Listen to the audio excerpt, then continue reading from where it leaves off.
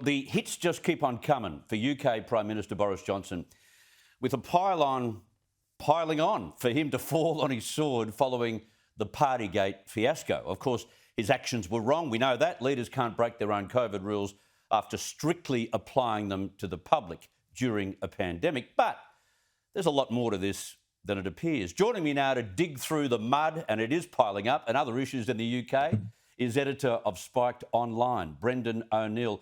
Brendan, thank you very much for your time. Of course, Boris's actions were wrong. He wasn't at some of these parties, though, but it doesn't warrant the dumping of a Prime Minister, surely, does it? Well, that's the big question, I think. I mean, his actions were wrong. I think Downing Street did behave in a hypocritical fashion. They locked down the country, but they didn't observe those rules themselves.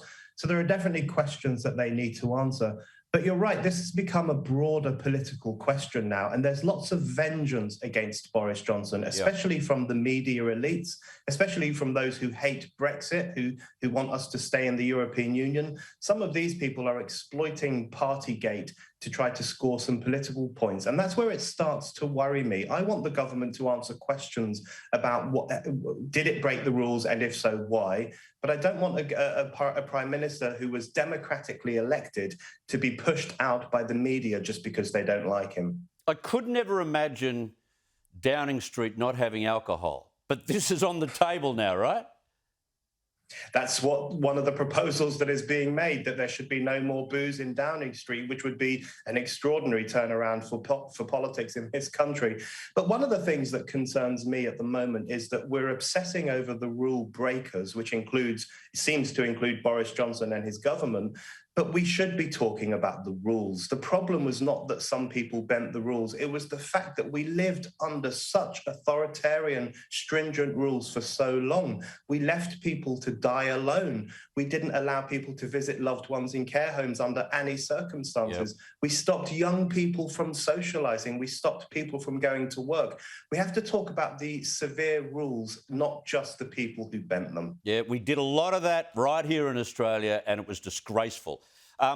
The royal family, Prince Harry is back in the news, and again for the wrong reasons. He's appealing to the UK courts after the government refused to allow him to pay for police protection for his family when he's in London. Now, he was arguing the decision effectively means he can't go home. Harry and Meghan have their own US private security team, but Harry argues that team would not have adequate powers to protect them there. Oh, seriously, what's wrong with the Brits looking after him? What, they're gonna turn their back on him, are they? It's an extraordinary situation, and Piers Morgan now refers to him as the petulant prince, always kicking up a fuss about something or other.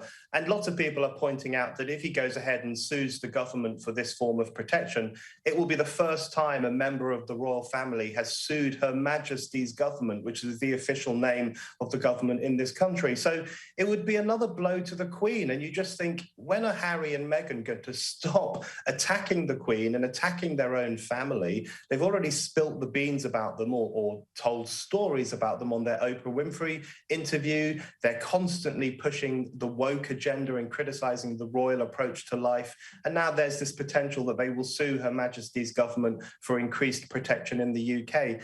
Petulance is exactly the right word to describe these two woke royals. If they don't want to be liked again, especially in Harry's home country, gee, they're doing the right things to make sure of it. Exactly. You know, they're always going on about how unpopular they are in the UK. They are unpopular because they're seen as hypocrites. Yep. They're seen as people who are out for themselves, and that's what makes them unpopular. Good to have you on the program again. It's all happening over there. We might have to set up some kind of bureau. Thank you so much, Brendan. Much appreciated. Thanks, Chris. All right, Brendan.